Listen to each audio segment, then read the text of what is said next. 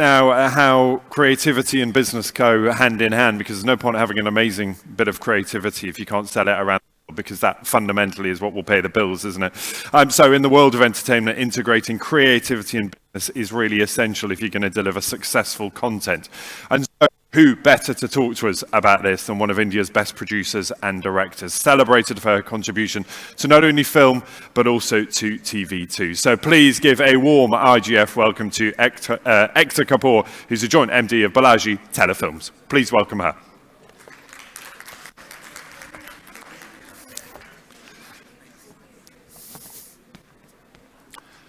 Ekta, can I ask you to come up here? That is what this event is all about, though. It's about meeting people. It's about networking. So you are very welcome. Ekta, please take a seat with me. That's not really networking. That's catching up. Do you want to sit with me here in the middle? Yeah, I don't mind. Nice to see you. Thank you for being here. I know we don't have a lot of time, so I want to get through as much as possible with you while we have you, because I know you've spared us 10 minutes. So thank you for being here. Talk to me, first of all, about the economics of entertainment, because so much is changing, I think it's fair to say right now. Of course, the advent of streaming has changed the business model for so many organizations. Things like theatre releases, ad revenue, subscriptions. How do you define success in what you do these days? See, there are different metrics of success for anyone.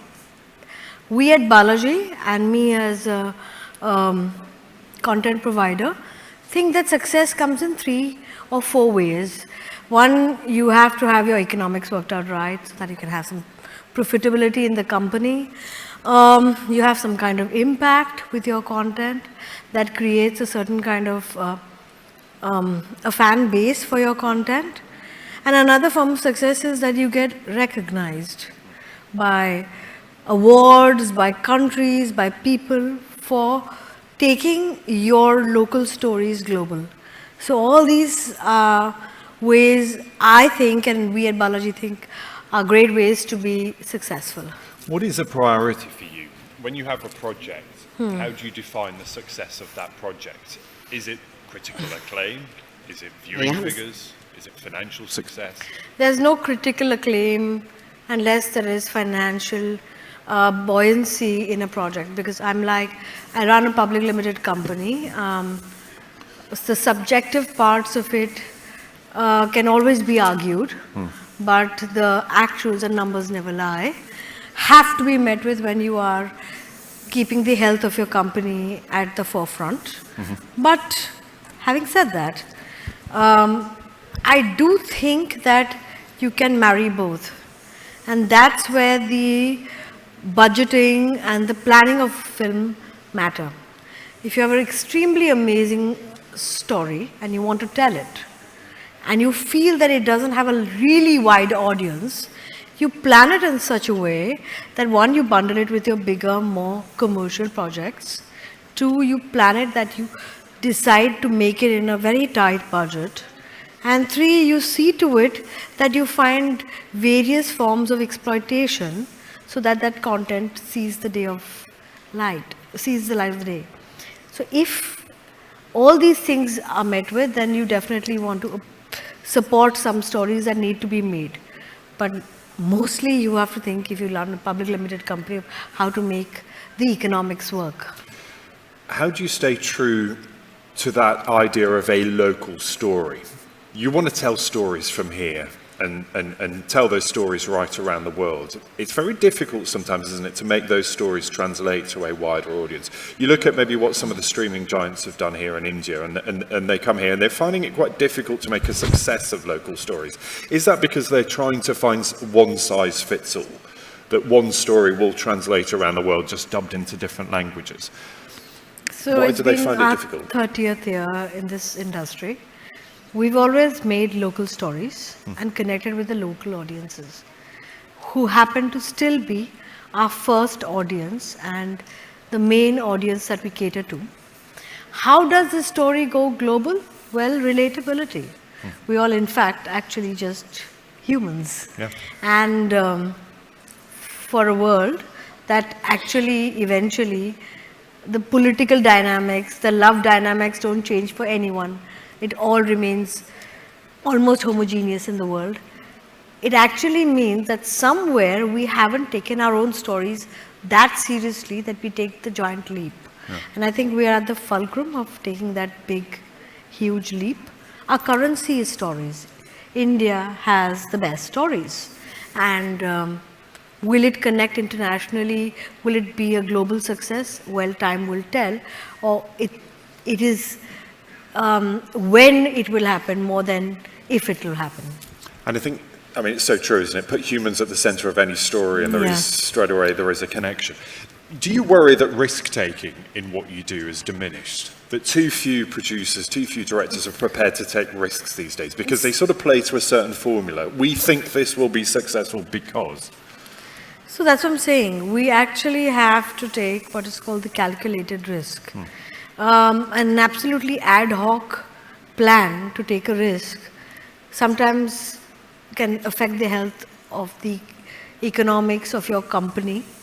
So you can't really do that. But at the same time, there are these few stories that will come your way that will make you feel like, oh my God, this is so amazing, and the economics are not supporting it. Yeah. But I feel this story will work. There was one film of mine called The Dirty Picture. It was about this woman who decided to take on a full male-dominated film industry. It was a real story, and we couldn't buy the rights. So we said, there were many women like this, and we'll make this new character. On paper, it was a 10 to 12 crore loss, couple of million at that time. Yeah. And I still remember we did our job of first reducing the cost to working around it to see that we supported with 3-4 typically large-scale films. And yet, without putting our investors in danger, make this content. Because, you see, at the cost of content, I don't want to downsize a company and make people lose their jobs. You see, art and economics have to go hand in hand. Of course, yeah. We made the film because we said we will take it on ourselves to compensate the company with better work, more commercial work, so that the economics are not affected. But in fact, that one film became our biggest ROI even till today. It resonated, it gave us a whole new identity and brought us back. So was that risk worth it? Yes. And have there been those which have not been worth it? Yes. But it told us that it's time to first feel something and then take a risk if you do. What did that change then in your mindset as an organization? That you took that risk and it paid off? Did that therefore shape the projects that came after? Or did you see that very much as a one-off? You see, like I say, it is what comes out of your gut is a one-off. At times, your gut is cultivated to believe that this will work, and sometimes that does go wrong. And sometimes your gut goes against the system and that goes right. But at the end of the day, would you make many of the same thing? No. Because the beauty of making an original story is that it has its highest impact if it is not, there are not many Me Toos. And the reason I ask about formula is that there's so many so many film production companies right now, or television, that will say, actually, we just need to fill, 8 hours, or we need to fill a 3-hour movie slot. And they almost paint by numbers. They say it needs an action sequence, it needs a Hollywood or a Bollywood star, it needs, a love interest, it needs, and you end up making a film that has no heart because it's just a box-ticking exercise. How do you avoid that? Because if you're trying to sell that to investors or to clients or to make it financially successful, you might think that you have to hit those metrics to make sure that you're ticking every box. You're reaching all the people who would go to the cinema or would pay for streaming subscriptions. How do you avoid that whilst also being successful? I have never been able to tick every box. I think that's a problem usually with me. If there are many boxes ticked, I feel that this is too homogeneous for me to make. So that has never been I have to tick all these boxes. There has to be a big Bollywood star. There has to be the last big success. Just for the last year, we gave it 3 big female actors. And everyone was like, no film without a male superstar has ever worked, and we said like, we believe in this. We worked out the costings. Netflix supported us. On the other hand, we got the cost again. We got a lot of products because there were 3 legit big female stars, and we knew that this impact has never been understood by probably the old form of understanding the economics of movies. And it did very well. So I personally, in my career, have not ticked all the boxes. So, I mean, that pressure I never take on my head. I wonder, I mean, the fundamentals are so different, be it about, the way that we consume media, but also the way it's paid for. And budgets, I think it's fair to say, are not what they were. Maybe it's because that money is being spread more thinly over more projects. If you look at cinema right now, and it's not true just of India, it's true in America and in Europe and in other parts of the world too, there's not a lot of new movies. If you look at what studios are doing, they're either re-releasing old ones or they're reinventing, or they're kind of doing a modern twist on an old take. Some are just releasing the old movies that weren't even successful back then and they're back out now. Yeah, in Imtiaz and I just released our film that did very, very well now. How, what is the reason? Is it purely down to budget that there is a glut of new films coming online?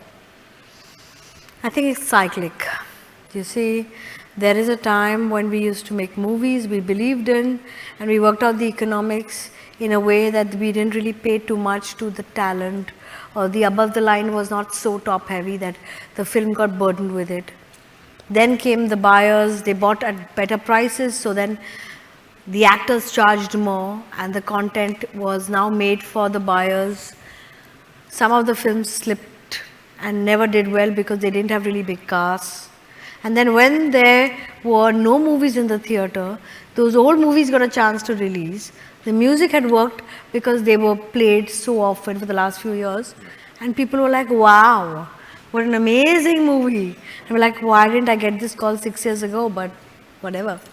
But that gave those movies a chance. So I think it's cyclic. Yeah. And in a cyclic situation, while there are lesser films, old films get a chance. Now, when the buyers have become fewer, again people are going to come into the market, make stories they believe in, stars will charge lesser, eventually those movies will do well, the buyers will increase, and the cycle continues. Do you really believe stars will charge less? They have no option. There are no movies.